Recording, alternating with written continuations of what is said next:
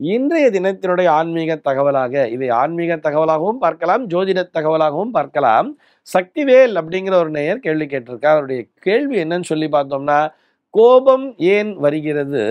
கோபம் வருவதற்கு எந்த கிரகம் காரணம் என்பதுதான் அவருடைய கேள்வியாக அமைந்திருக்கிறது. அவர் மேலும் என்ன கேட்டிருக்காருன்னா, அதனால் உண்டாகும் விளைவுகள் என்ன அப்படிங்கிறது மாதிரி கேட்டிருக்கார். நமக்குத்தான் தெரியுமே கோபம் வந்தா என்ன விளைவுகள் நடக்கும்னு சொல்லிட்டு, ஆத்திரக்காரனுக்கு புத்தி மட்டு அப்படின்னே சொல்லியிருப்பா இல்லையா? அப்ப புத்தியானது அந்த இடத்திலே குறைந்து விடுகிறது.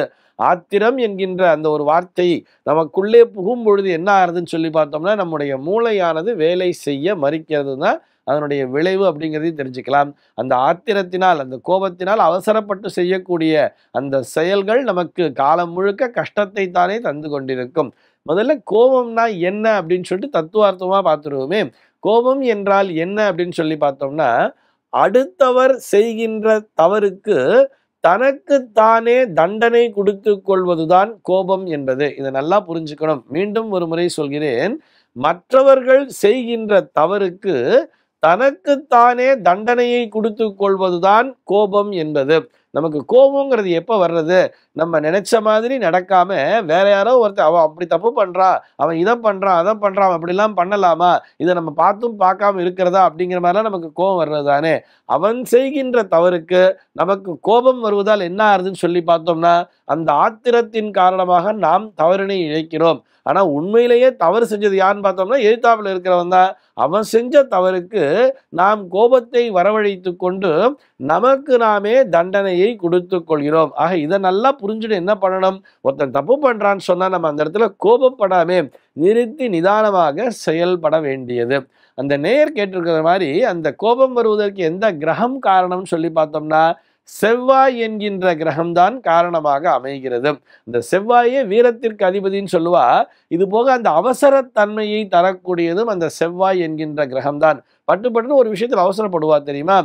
லக்னத்திலேயே செவ்வாய் என்கின்ற கிரகம் இருந்தால், அதுவும் லக்னத்துல வந்து ஆட்சி பலத்தோட, அதாவது மேஷ லக்னத்திலேயோ அல்லது விருச்சிக லக்னத்திலேயோ செவ்வாய் ஆட்சி பலத்தோட இருந்துட்டான்னு சொன்னா அவர்கள் எல்லா விஷயத்திலும் அவசரப்படுவார்கள்.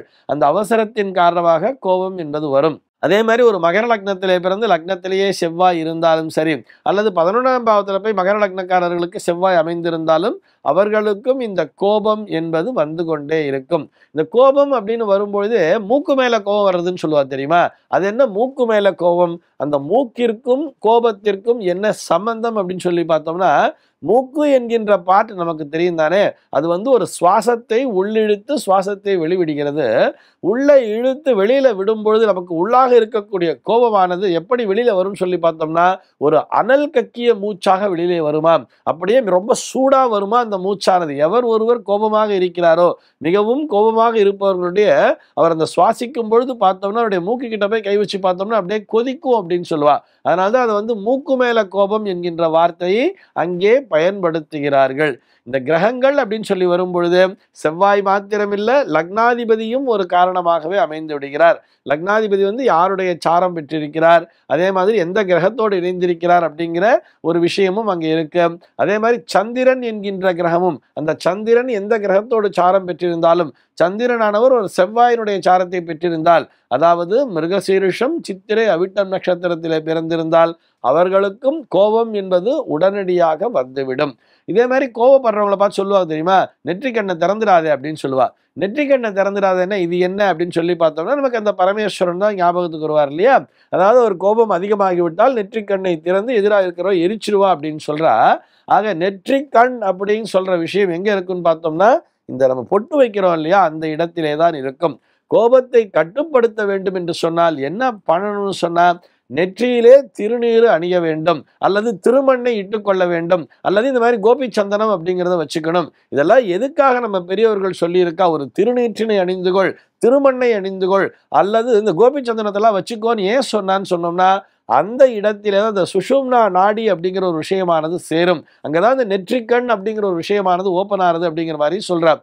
ஆக அந்த நெற்றிக்கண் அந்த இடத்துல கோபம் வராம இருக்கணும், அந்த இடத்திலே சாந்தம் என்பது இருக்க வேண்டும் என்று சொன்னால் அதற்குத்தான் இது போல திருநீற்றையோ அல்லது திருமண்ணையோ அல்லது இந்த கோபி சந்தனத்தையோ இட்டுக்கொள்ளுங்கள் அப்படின்னு சொல்றார்.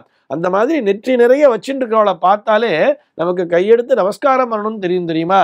அவருடைய முகத்தை பார்க்கும் பொழுதே ஒரு சாந்தம் என்பது தென்படுகிறது அல்லவா.